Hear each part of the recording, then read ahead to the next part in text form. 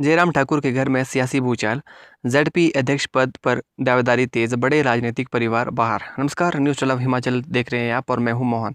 आप कहां से यह वीडियो देख रहे हैं कमेंट करके ज़रूर बताएं। हिमाचल प्रदेश में पंचायती चुनाव ज़रूर खत्म हो गए हैं, मगर पार्टियों के अंदर अध्यक्ष और उपाध्यक्ष बनने की दौड़ जारी है। कांग्रेस और बीजेपी दोनों ही जोर लगा रही है ताकि गाँव की राजनीति में उनके दबदबा बना रहे।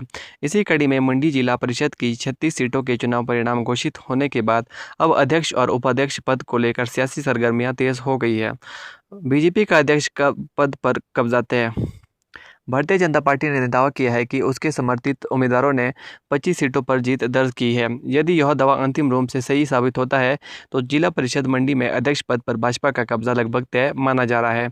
आखिर कुर्सी पर कौन बैठेगा? 36 सदस्यीय जिला परिषद में 25 सीटों का आंकड़ा भाजपा को स्पष्ट बहुमत की स्थिति से पहुंच जाता है। ऐसे में अब सबसे बड़ा सवाल यह है कि अध्यक्ष और उपाध्यक्ष की कुर्सी पर आखिर कौन बैठेगा?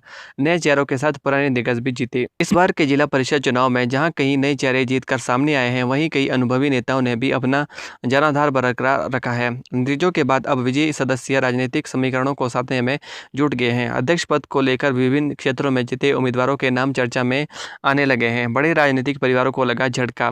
चुनाव परिणाम में कुछ बड़े राजनीतिक परिवारों को भी निराशा हाथ लगी है। पूर्व मंत्री कौल सिंह ठाकुर की बेटी व कांग्रेस जिला अध्यक्ष चंपा ठाकुर की कोटली वार्ड से हार का सामना करना पड़ा।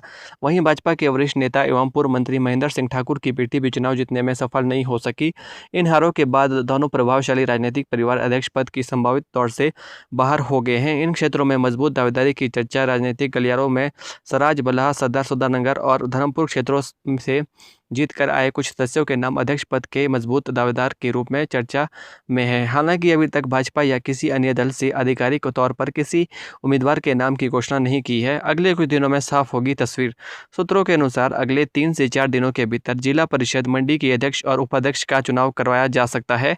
इसके बाद यह स्पष्ट हो जाएगा कि जिले की सबसे बड़ी पंचायती संस्थाओं के कमान किसके हाथ में जाएगी। भाजपा इस जीत को केंद्र और प्रदेश सरकार की नीतियों पर जनता की मोहर बता रही है, जबकि कांग्रेस और अन्य निर्वाचित सदस्य भी अध्यक्ष और उपाध्यक्ष चुनाव में अपनी भूमिका मजबूत करने के लिए राजनीतिक रणनीति बनाने में जुटे हुए हैं।